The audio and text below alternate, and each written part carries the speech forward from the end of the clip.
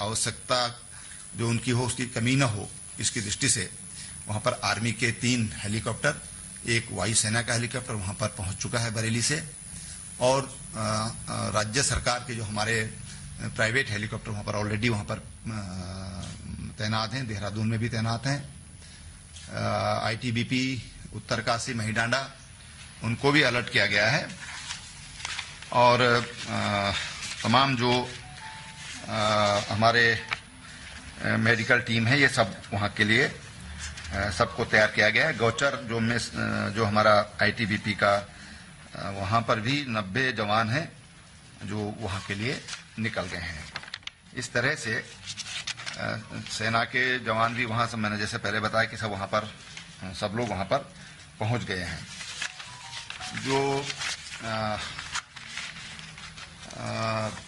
माननीय प्रधानमंत्री जी को जैसी ही खबर लगी तो हेलीकॉप्टर में मैं था, वो भी हेलीकॉप्टर में थे, और उन्होंने बहुत चिंता व्यक्त की और कहा कि भाई किसी तरह की भी कोई हेल्प की जरूरत है तो आप मेरे ऑफिस में इसके लिए बात करिए। फिर दोबारा उनका फोन, जब हम लोग पूरा सर्वे करके लौट रहे थे और जोशीमठ में हम लोग पहुंचे, तो फिर दोबारा उनका फोन आया और फिर उन्होंने काफी चिंता व्यक्त की है और उन्होंने कहा किसी तरह की भी कोई आवश्यकता है तो वो आवश्यकता, वो सहयोग भारत सरकार करेगी। अमित शाह जी का भी आया, अमित शाह जी के भी 2 बार फोन आए, और अभी जब मैं देहरादून में जब मैं मीडिया यहाँ अपना जो सेंटर है उसमें पहुंचा तो महामहिम राष्ट्रपति जी भी का भी फोन आया। उन सब ने बड़ी चिंता व्यक्त की है।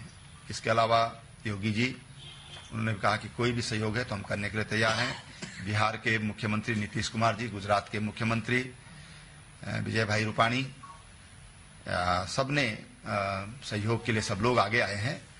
साथ ही हमारे जो उद्योगपति हैं अनंत अंबानी, मुकेश अंबानी जी के बेटे, उनका भी बिल्कुल अभी जब मैं यहाँ पहुंचा इस कैंपस के अंदर, तो उन्होंने कहा हम अपने फाउंडेशन के लोग भेज रहे हैं, किसी तरह की भी सहयोग अगर देवभूमि के लिए आवश्यकता है तो हम लोग सहयोग करने के लिए तैयार हैं।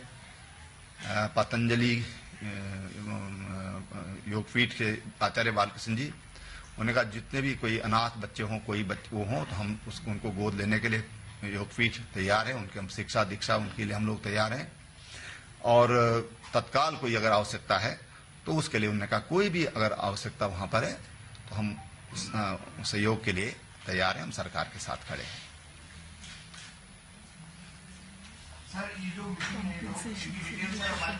जो मैं एक तो 2 बातें मैं और कहना चाहूंगा।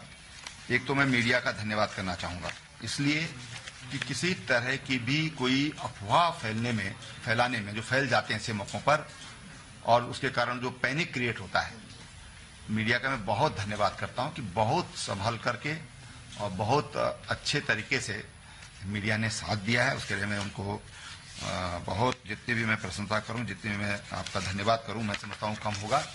और जितने भी हमारे अभी मृतक हैं उन सबको हम 4-4 लाख रुपए का मुआवजा ये राज्य सरकार देगी।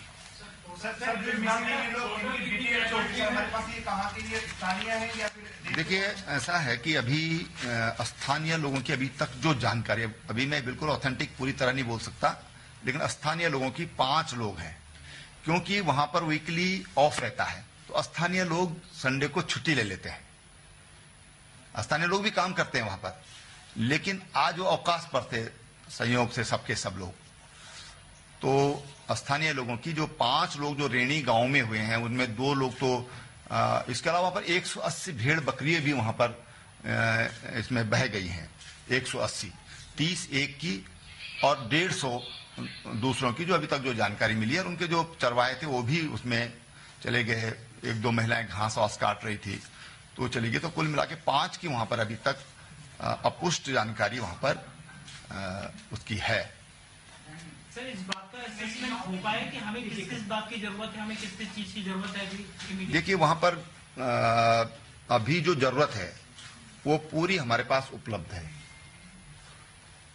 डॉक्टर्स की टीम हमारे पास है, हमारे पास रेस्क्यू के लिए हमारे पास आईटीबीपी, एसडीआरएफ, एनडीआरएफ, सेना, ये सब हमारे पास है। हेलीकॉप्टर्स हमारे पास पर्याप्त मात्रा में है, आवश्यकता पड़ने पर उनका इस्तेमाल करने की जरूरत पड़ेगी तो उसका इस्तेमाल करेंगे। जो भी